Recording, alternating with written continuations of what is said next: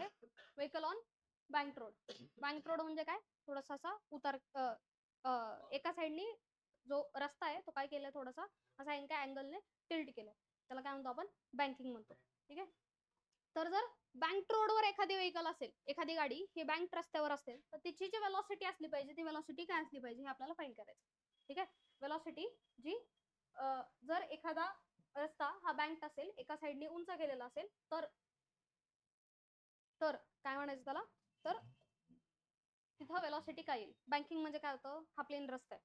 ठीक आहे. इकडे सपोज दरी आहे, घाटात रस्ते असे असतात, जर सपोज इकडे दरी आहे, ठीक आहे, तर गाडी दरीत पडू नये म्हणून एका साईडनी त्याला काय केलं असं टिल्ट केलं जातं. ठीक आहे. एका अँगलने त्याला उंच केलं जातं. ठीक आहे. तर ज्या अँगलने त्याला उंच केलं जातं त्याला म्हणायचं आपण अँगल ऑफ बँकिंग. काय म्हणायचं, अँगल ऑफ बँकिंग. ज्या अँगलने या रस्त्याला काय केलंय, थोडंसं टिल्ट केलंय किंवा एका अँगलला वरती केलंय, त्याला काय म्हणायचं, अँगल ऑफ बँकिंग. ठीक आहे. Angle of banking. या वर्षी बोर्डात प्रश्न आलेला आहे, अँगल ऑफ बँकिंग म्हणजे काय. ठीक आहे. तर हॉरिझॉन्टल रोड जो आहे तो एका अँगलला जर काय केला, थोडासा वाढवला, तर तो काय होतो, अँगल ऑफ बँकिंग होतो. ठीक आहे. तर आता जर सपोज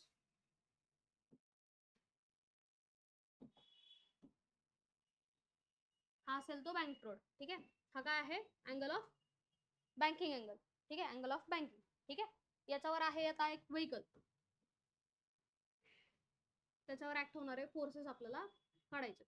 ठीक आहे. सांगा बरं कोणते कोणते फोर्स ऍक्ट होतील. आता फ्री बॉडी डायग्राम काढायची याची पहिली. आता बर, खाली mg. ठीक आहे. खाली काय असेल, mg.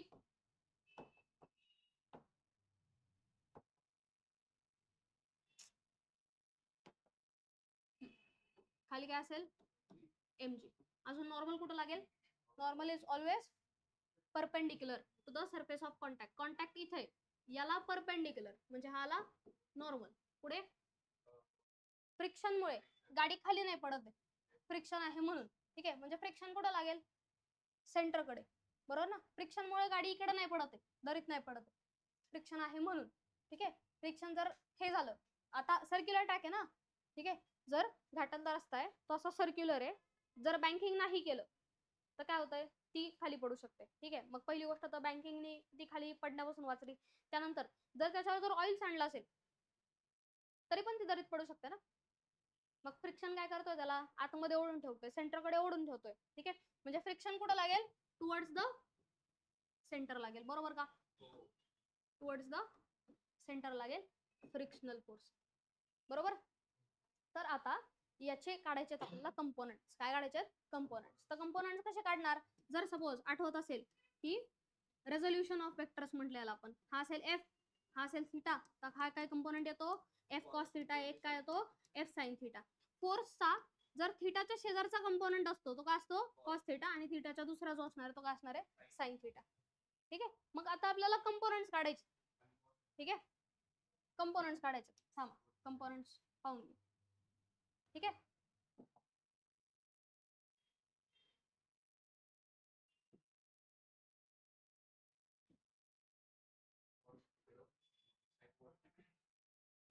वरती काय, आता हा एन आहे, एनचा इकडचा कंपोनेंट काय येणार, एन कॉस थिटा येणार. कॉस आहे ना, कॉस कुठे येणार, थिटाच्या शेजारचा, हा काय असणार नेहमी, कॉस थिटा असणार. थिटाच्या शेजारचा हा काय आला, एन कॉस थिटा. ठीक आहे. त्यानंतर आता एफ के, बरोबर, याचे दोन कंपोनेंट येतील, फ्रिक्शनल फोर्स. फ्रिक्शनल फोर्सच्या थिटा इथे म्हणल्यानंतर हा कंपोनेंट काय आला, एफ के कॉस थिटा आला. कॉस थिटा, थिटाच्या शेजारचा काय येणार, कॉस थिटा येणार. आता एन कॉस थिटा झाला, एन साइन राहिलाय, बरोबर. मग एन साइन कुठे येणार,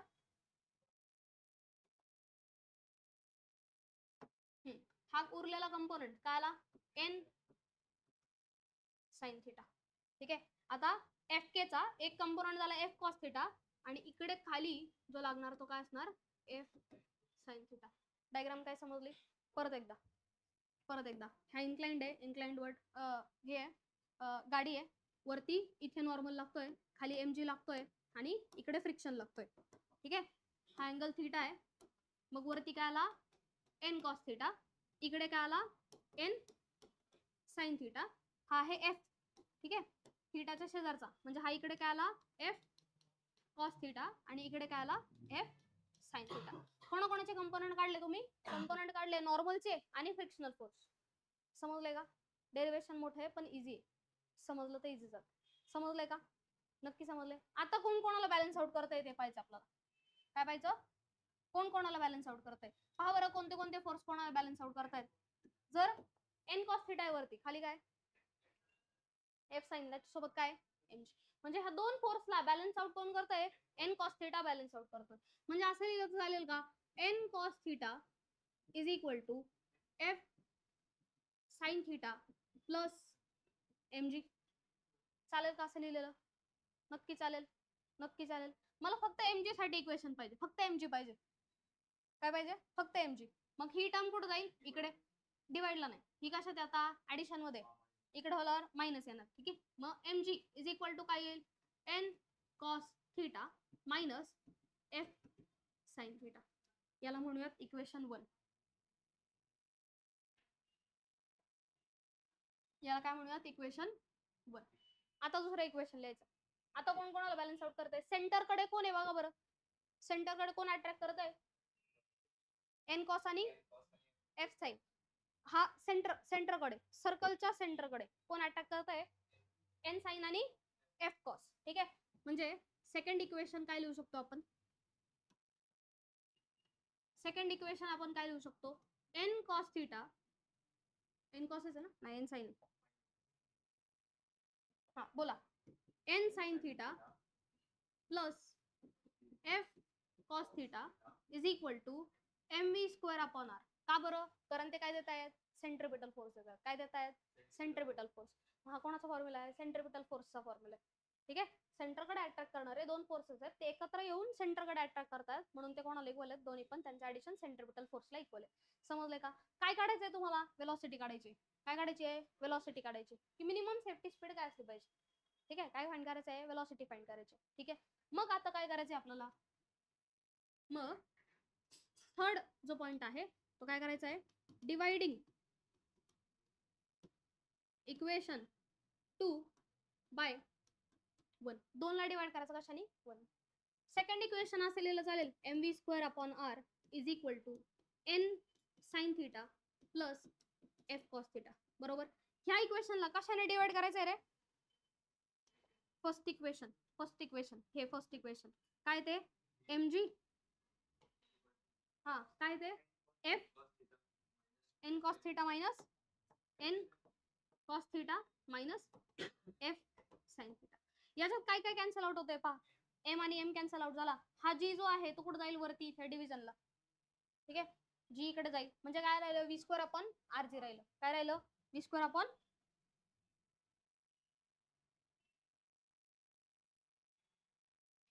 ठीक. इथं काय राहील? V square upon R G. आणि इकडच्या टर्म्स आहेत तशा काय त्या? N sine theta plus F cos theta upon N cos theta minus F sine theta. हे समजलंय का? समजलंय. ठीक आहे. आता ह्याला म्हणूयात इक्वेशन 3. ठीक आहे. नेक्स्ट जी आहे ती स्टेप आपल्याला करायची आहे. डिवाइडिंग अँड मल्टिप्लाइंग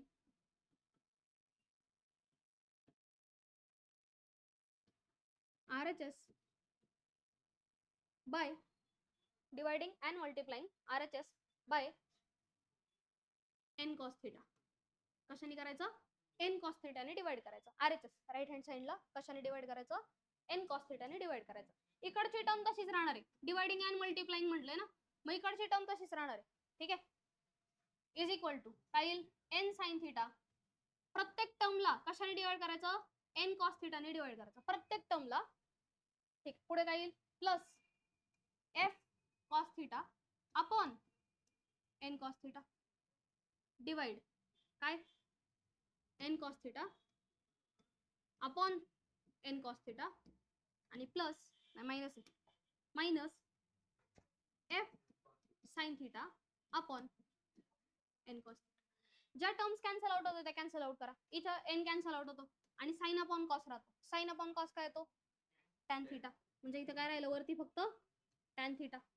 इथे कॉस थिटा कॅन्सल राहिला. काय राहिलं? F upon N. पण फ्रिक्शनल फोर्सचा एक फॉर्म्युला आहे काय? Mu N. म्हणजे एफ अपॉन n ला तुम्ही न्यू लिहिलं तर चालेल का? n डिव्हिजनला आला. होणार ना, होणार होणार. काय कट होणार? हा हो, हे होणार आहे. आधी एक एक टर्म पाहू आपण, एक एक टर्म. ठीक आहे. f upon n is equal to काय लिहू शकता तुम्ही? न्यू लिहू शकता. म्हणजे याच्या जागी f अपॉन n च्या जागी काय लिहिलं? न्यू. काय काय कॅन्सल आउट होतं त्याच्यात? n cos theta n cos theta दोघं कॅन्सल आउट झाले. म्हणजे काय राहिलं? 1 मायनस इथं साइन अपॉन कॉस काय येतो? tan theta. आणि f अपॉन n काय येतं? न्यू. म्हणजे न्यू tan थीटा लिहिलं याच्या जागी. ठीक आहे. नाही, हे कॅन्सल आउट होईल का? नाही. हे कशात आहे? सबट्रॅक्शन आणि ऍडिशन मध्ये. मल्टिप्लिकेशन असेल तरच कॅन्सल आउट होईल, तरच डिव्हिजन होईल. पण त्यांच्यात काय ऍडिशन आहे म्हटल्यानंतर आता हे कॅन्सल आउट होणार नाही. ठीक आहे. हे काय राहिलं? v स्क्वेअर अपॉन rg आलं. काय राहिलं? v square upon rg. मग v फाइंड करायचा आहे.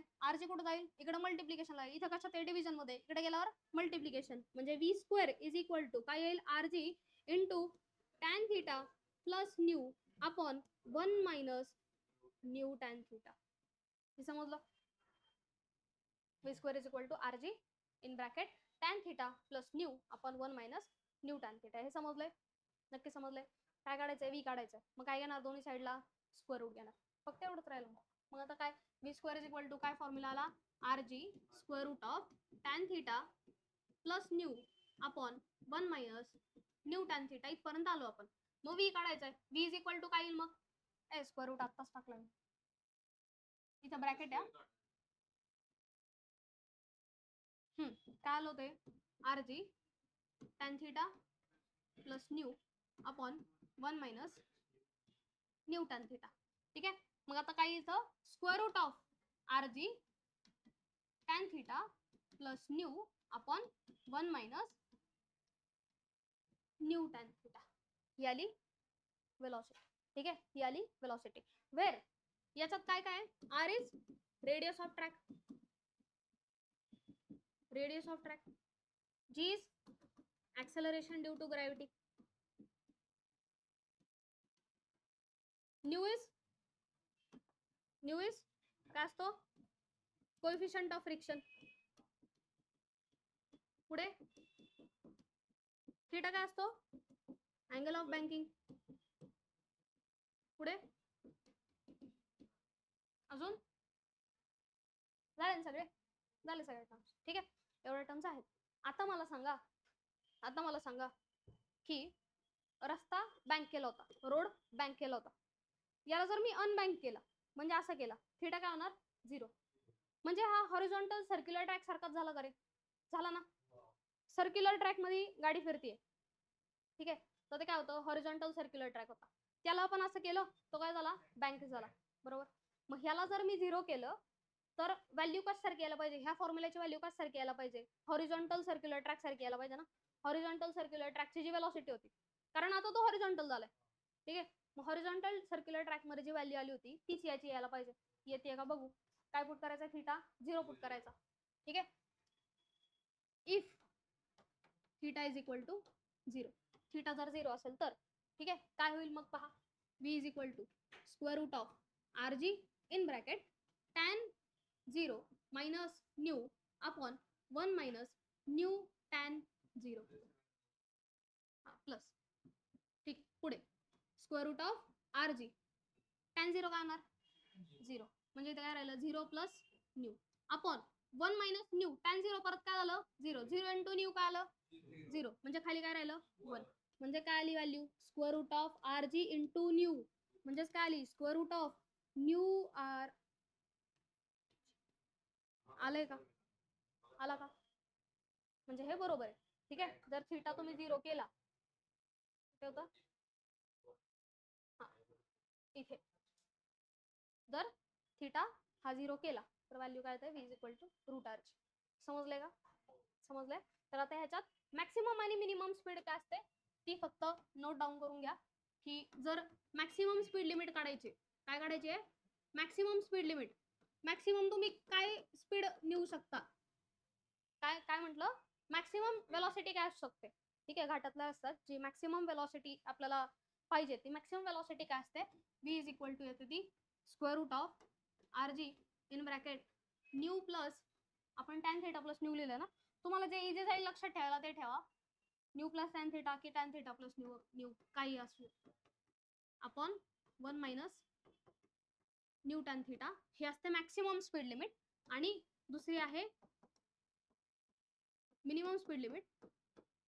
व्हॅल्यू तीच राहते, फॉर्म्युला तोच राहतो, बट फक्त काय बदलतं, साइन बदलतं. R G in bracket mu minus tan theta काय ते mu minus tan theta upon 1 plus mu tan theta. एवढाच फक्त फरक होतो. ही मिनिमम सेफ्टी स्पीड आहे, ही मॅक्सिमम सेफ्टी स्पीड आहे. फक्त काय करायचे, प्लसची मायनस करायची. ठीक आहे, समजलंय का? ही मॅक्सिमम झाली, ही मिनिमम झाली. Maximum speed limit, minimum speed limit. प्रत्येक घाटात ही मॅक्सिमम स्पीड लिमिट लिहिलेली असते. मॅक्सिमम का लिहिली जाते, कारण जर तुम्ही घाटात खूप हळू स्पीडने जाल तर काय होईल, गाडी पडेल, घसरेल, खाली घसरेल ना ती. ठीक आहे, तर मॅक्सिमम स्पीड लिमिट पण पाहिजे आणि मिनिमम पण पाहिजे. मिनिमम काय असली पाहिजे स्पीड, तेवढ्या स्पीडने तर तुम्ही ट्रॅव्हल करायलाच पाहिजे घाटात. ठीक आहे,